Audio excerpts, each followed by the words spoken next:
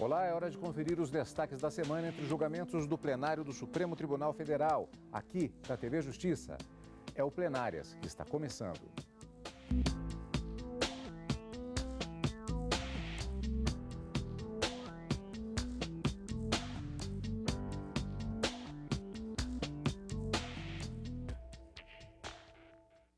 As sessões plenárias do Supremo Tribunal Federal acontecem às quartas e quintas-feiras e nesta semana, por conta do feriado de finados que caiu na quarta-feira, tivemos uma única sessão no dia 13 de novembro de 2016.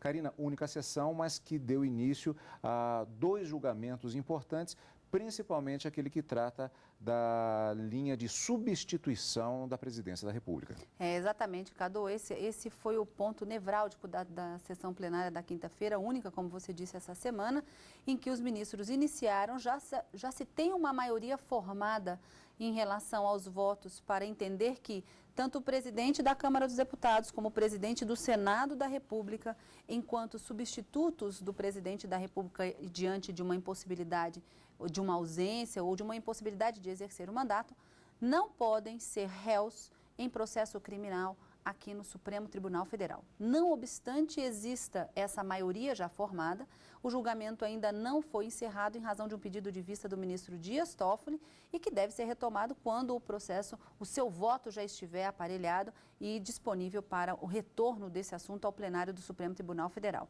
E apesar também de já haver uma maioria formada, não significa que esse entendimento deva prevalecer, porque nós precisamos aguardar o final desse julgamento para se dizer que houve efetivamente uma decisão e ela sendo tomada em sede de arguição de descumprimento de preceito fundamental, deverá ser adotado essa interpretação dada pelo Supremo de forma vinculante. Nós temos então, a princípio, um início de julgamento, uma sinalização de um entendimento da Suprema Corte, com o julgamento ainda não encerrado. Maioria essa que pode ser revertida, eventualmente, se algum ministro optar ou, de alguma certa forma, evoluir o seu voto e votar de uma forma divergente, mas até agora o placar que se tem é de uma maioria, mas aguardamos ainda o voto do ministro Dias Toffoli.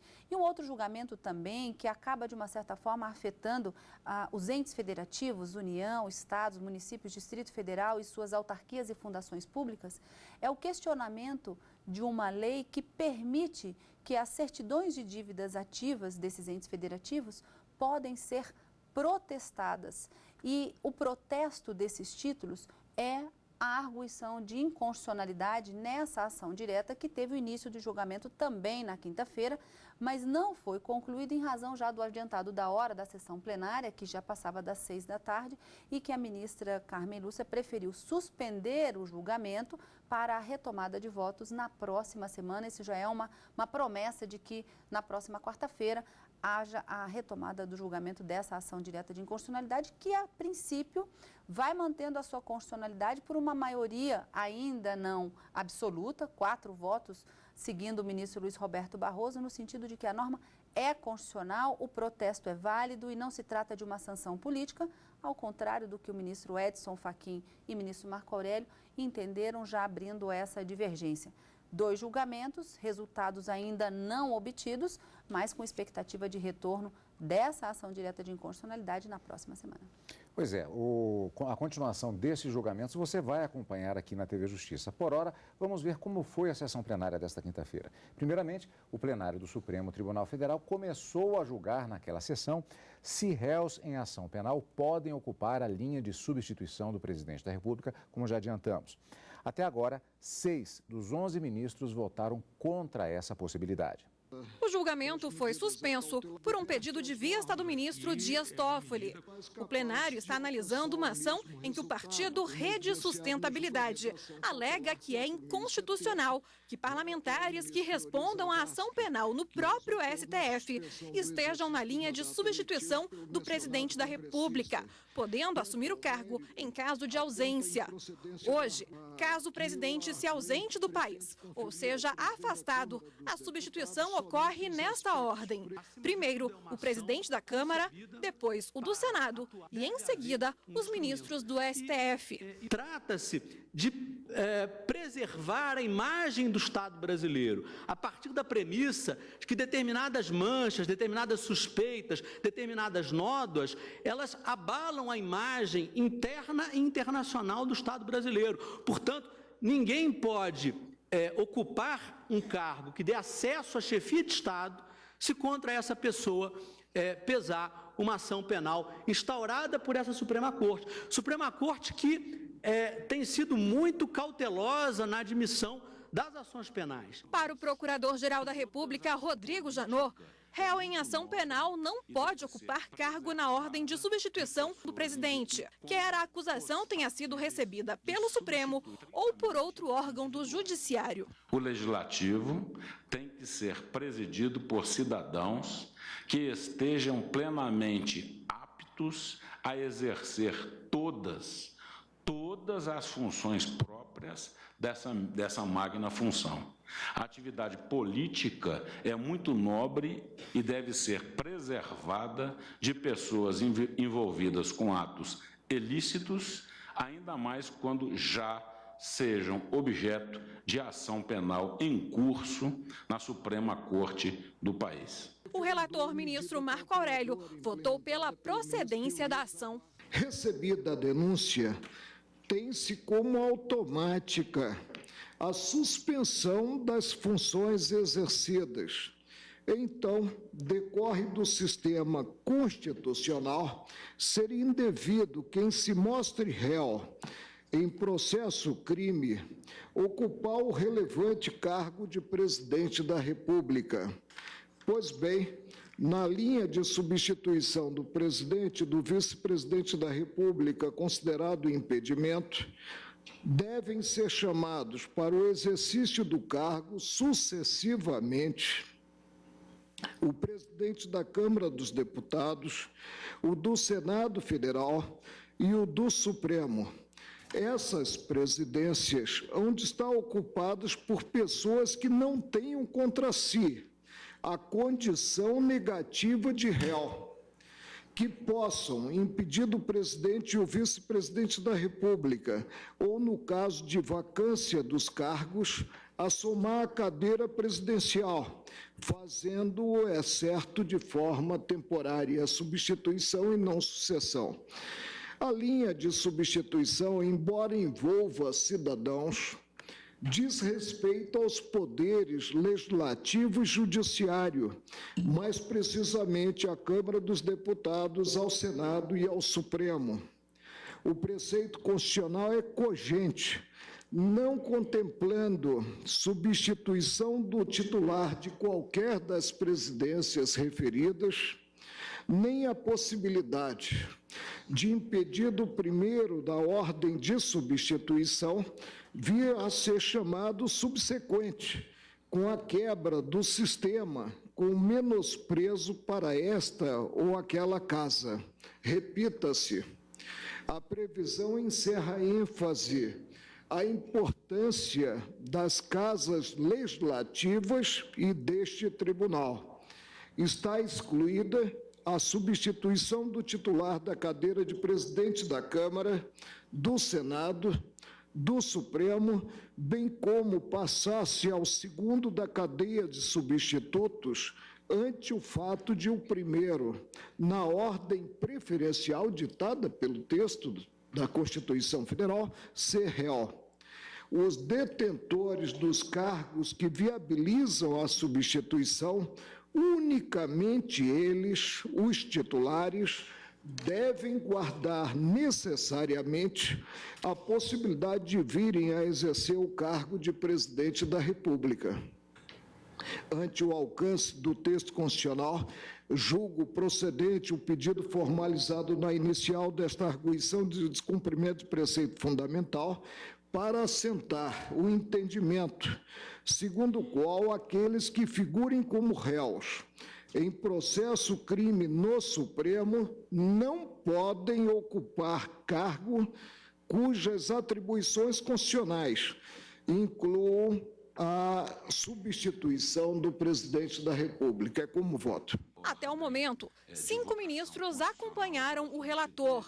Os ministros Edson Fachin, Teori Zavascki, Luiz Fux, Celso de Mello e a ministra Rosa Weber. Se a condição de réu em processo criminal torna incompatível o exercício da presidência da República, ainda que em caráter eventual, pelo ocupante de cargo integrante da linha sucessória e de substituição, a incompatibilidade, na minha compreensão, também se manifesta com o exercício desse mesmo cargo.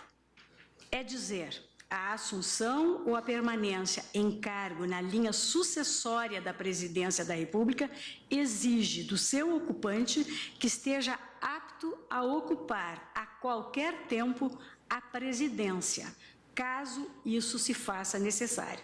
Trata-se, a meu ver, de requisito para investidura e permanência em cargo relacionado a aspecto particularmente sensível do desenho institucional brasileiro. O exercício do cargo pressupõe estar o seu ocupante, repito, apto para assumir todas as responsabilidades a ele inerentes. Deflui da sistemática constitucional, à luz de uma interpretação sistemática e teleológica, que aquele que não reúne os requisitos subjetivos para exercer a presidência da República, tampouco pode assumir ou permanecer em qualquer dos cargos inscritos na respectiva linha de substituição. Por isso, senhora presidente, meu voto é pela procedência da ação, nos exatos termos propostos pelo eminente relator, que acentua a tese que os que figuram como réus em processo crime no Supremo Tribunal Federal não podem ocupar cargo integrante da linha sucessória da presidência da República. É como voto. Não há a menor dúvida em se inferir a impossibilidade que aqueles que respondam ou venham a responder à ação penal instaurada perante o Supremo Tribunal Federal assumam ou ocupem cargos em cujas atribuições constitucionais figure a substituição do presidente da República. E também entendo, tal como entendeu o eminente relator, que não seria correto afirmar que, diante da eventual possibilidade de que um dos ocupantes dos cargos que estão na linha sucessória não venha a preencher os requisitos para a assunção das funções de presidente da República, seria preferível que houvesse a substituição do impedido pelo subsequente. Não nos parece correta essa asserção. Eis que a linha estabelecida no caput do artigo 80 da Constituição também revela opção constitucional para o desempenho próprio das prerrogativas que cada um dos poderes e das autoridades que o representam tem para a substituição do órgão máximo do Poder Executivo. Esta solução esvaziaria, enfraqueceria, em nosso modo de ver, não apenas o princípio da separação dos poderes, mas especialmente o princípio republicano, cujo resgate de seu respectivo espírito foi objeto de importante estudo doutrinário do professor Fábio Conder Comparato. E, ademais, senhora presidente, como digo na declaração de voto, não se trata de interpretação nova. Este plenário, a unanimidade na ação cautelar 4.070, andou nessa direção. Reproduzo aqui trechos do voto do ministro Luiz Zavascki e também da nossa intervenção no julgamento que lá se deu em maio deste ano.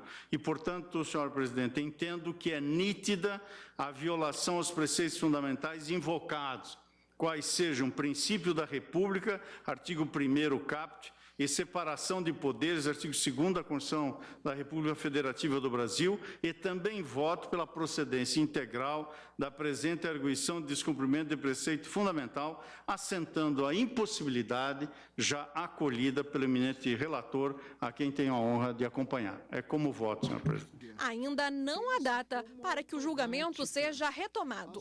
Ainda vamos falar nessa edição um pouco mais a respeito deste julgamento. E você também vai ver no próximo bloco o julgamento a respeito de uma outra questão importante. Se a Fazenda Pública pode levar as respectivas certidões de dívida ativa a protesto. Logo depois do intervalo.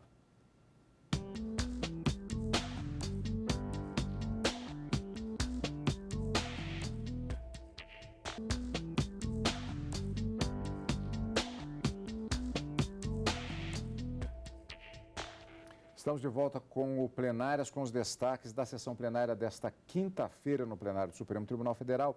Karina, no primeiro bloco nós vimos talvez o julgamento mais importante da semana, ou pelo menos o que chama mais atenção, que trata da questão da linha de substituição da presidência da República. Aqui nós já temos uma questão interessante, porque muita gente tem falado que esse julgamento trata da linha de sucessão da presidência da República. Não é, na verdade, a mesma coisa, sucessão da presidência da República e substituição.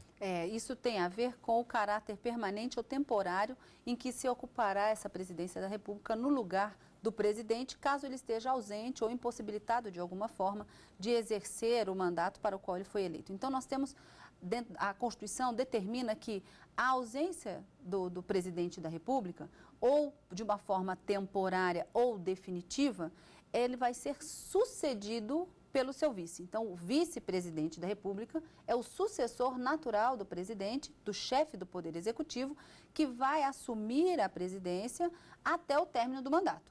Então, isso em caráter definitivo. Então, fala-se em sucessão. No entanto, o vice-presidente e outras pessoas que exercem determinadas funções, como presidente da Câmara dos Deputados, presidente do Senado Federal, presidente do Supremo Tribunal Federal, eles podem assumir a presidência da República, mas em caráter temporário. Daí se falar em substituição da presidência da República, sempre em caráter temporário. O vice-presidente, ele é sucessor natural e substituto eventual. O presidente da República vai viajar, vai ficar 10 dias fora numa missão internacional ou para representar o Brasil junto à Organização das Nações Unidas, não é? Quando em Nova York se reúne para a Assembleia Geral. Quem vai assumir de forma temporária é o vice-presidente. Na impossibilidade do vice-presidente, vamos imaginar que ele foi junto com o presidente da República. Quem que assume a presidência da República Federativa do Brasil? Presidente da Câmara e aí presidente do Senado ou presidente do Supremo Tribunal Federal. Mas quando o presidente retorna, cada um volta para o seu lugar. Então fala-se em sucessão, em caso de impossibilidade permanente do exercício da presidência pelo chefe do Poder Executivo eleito pela vontade do povo, ou substituição da presidência, quando isso for feito de forma temporária. No atual governo, nós não temos um vice-presidente da República, em razão do impeachment que afastou a ex-presidente Dilma Rousseff, assumiu o seu vice dentro da linha sucessória, definitivamente. Não temos um vice-presidente. Na ausência do presidente Michel Temer, que hoje é presidente, quem vai assumir a presidência do Brasil? Vai ser o presidente da Câmara dos Deputados. E na impossibilidade dele exercer, o presidente do Senado ou o presidente do Supremo, em caráter temporário. Se, porventura, o presidente Michel Temer, por algum motivo, não pode mais exercer a presidência, aí vem a pergunta que se pretende ver respondida nessa arguição de descumprimento de preceito fundamental, cujo julgamento começou nessa quinta-feira. Se o presidente da Câmara, ainda que fosse substituir essa vacância do cargo em caráter temporário, ele poderia assumi-la se fosse réu ou já tivesse uma denúncia recebida no Supremo Tribunal Federal e um processo criminal? É essa a pergunta que se pretende ver respondida. E a DPF foi proposta justamente pelo Partido Rede, buscando afastar o então presidente da Câmara dos Deputados, Eduardo Cunha, que já tinha uma denúncia recebida aqui no Supremo, dizendo que era absolutamente incompatível com o exercício da presidência, ainda que potencialmente viesse a exercer a presidência, se ele fosse réu aqui no Supremo Tribunal Federal. Ainda que fosse réu, ele não poderia. E o argumento trazido pelo Partido Rede nessa ação é simples. O presidente da República, quando tem contra ele recebida no Supremo, por exemplo, uma denúncia por crime, ele é afastado das suas atividades por 180 dias, assim como quando recebida a denúncia em caso de impeachment, que nós recentemente participamos disso, a ex-presidente Dilma Rousseff ficou afastada 180. Não deu 180 porque o processo terminou um pouco antes, mas a legislação diz sobre esse afastamento de 180 dias. Então, seria incompatível que esse parlamentar que está na linha de substituição, também respondendo por um processo criminal, possa, ainda que potencialmente, exercer a presidência da República. Os ministros do Supremo, na maioria que já se formou, entendeu que é incompatível, que há, de uma certa forma, o ministro Marco Aurélio, relator, ele disse que gera um estado de grave perplexidade e haveria um desvio ético e jurídico nessa conduta. Então, ele entende que não haveria essa possibilidade de, respondendo, sendo réu no Supremo, estar na linha da substituição. Então, ele teria que perder o cargo de presidente da Câmara dos Deputados. Idem se fosse o presidente do Senado ou o presidente do Supremo Tribunal Federal. Mas o julgamento ainda não foi encerrado. O ministro Dias Toffoli pediu vista e esse julgamento deve ser retomado assim que o voto dele esteja disponível. O julgamento, como eu disse, não foi encerrado, então nós não temos ainda, embora a mídia já esteja veiculando, uma decisão definitiva do Supremo, uma decisão de caráter vinculante, embora haja essa maioria. É preciso que o julgamento termine, finalize, para que essa conclusão seja evidente e aí sim se torne de eficácia vinculante para se determinar que a Câmara dos Deputados, o Senado da República, aplique essa interpretação que o Supremo vai dar. Mas só isso apenas ao final do julgamento dessa ADPF. Na sessão plenária desta quinta-feira, na qual também foi iniciado o julgamento de ação direta de inconstitucionalidade apresentada pela Confederação Nacional da Indústria contra dispositivo de lei que regulamenta os serviços referentes ao protesto de título e outros documentos de dívidas. Na ação se discute se a Fazenda Pública pode levar os respectivos documentos, títulos de dívidas, a protesto. A Fazenda Nacional alegou que o índice de recuperação de créditos com protesto é de cerca de 20%, enquanto que na execução é de apenas 1%. Na ação, a Confederação Nacional da Indústria alega que o protesto das dívidas é uma espécie de sanção política. Até o momento, 4 ministros acompanharam o relator, ministro Luiz Roberto Barroso, pela improcedência da ação. Eu sou convencido, presidente, que não há inconstitucionalidade e, portanto, a síntese da minha posição é a seguinte: o protesto das certidões de dívida ativa constitui mecanismo constitucional e legítimo de cobrança do crédito tributário, por não restringir de forma desproporcional quaisquer direitos fundamentais garantidos aos contribuintes e, assim, não constituir sanção política. Faço uma última observação antes de encerrar, presidente. Eu acho que, válida como é a lei, algumas cautelas são importantes e, portanto, eu acho que os entes da federação deveriam regulamentá-la para assegurar a impessoalidade e assegurar a igualdade entre os contribuintes. É preciso ter um critério geral, a meu ver, pelo qual se vai fazer protesto, para que a administração não possa escolher quem é o adversário que ela vai protestar e prejudicar. O critério tem que ser um critério objetivo, seja quantitativo, ou seja, o que legitimamente escolher o administrador, mas qualquer possibilidade de arbítrio da administração pública é negativa. Portanto, a lei é legítima, o protesto é legítimo, mas penso que, em nome da impessoalidade e da igualdade, ele deva merecer uma regulamentação própria. Mas isso não está em discussão aqui, isso é um obter dictum que acrescentei ao meu voto. Portanto, presidente, eu estou julgando improcedente a ação e, se vier a ser o caso, eu releio a tese que basicamente assenta que o protesto de certidão de dívida ativa é constitucional. É como voto, presidente. O protesto não inibe o amplo direito de acesso ao judiciário, que, provocado pelo devedor judiciário, certamente saberá conter os excessos porventura praticados pelo fisco, inclusive mediante provimentos de antecipação de tutela de caráter inibitório, se for o caso. Aliás, da tribuna se deixou isso claro na última manifestação, de que o devedor sempre poderá ajuizar até mesmo ação ordinária, como, aliás, ocorre com qualquer devedor. Os próprios embargos à execução têm essa natureza de ação autônoma, em que o devedor se opõe à execução. Isso ocorre não apenas em relação à CDA, como ocorre em relação a todos os demais títulos. Não vejo nenhuma inibição de acesso ao judiciário. Isso realmente seria um vício grave, mas não há isso. O ministro Edson Fachin abriu a divergência e foi acompanhado pelo ministro Marco Aurélio. É preciso reconhecer que o protesto de certidão da dívida ativa não é instrumento indispensável para o ajuizamento da ação fiscal. Isso porque a certidão já é um título extrajudicial, como vem no inciso 9, no artigo 784 do Código de Processo Civil, que atesta a certeza e liquidez do crédito tributário, suspendendo a prescrição e lhe dando publicidade nos termos da Lei 6.830 de 1980, a lei pertinente. Ademais, ainda, o crédito tributário tem também privilégios que lhe garantem preferência na execução.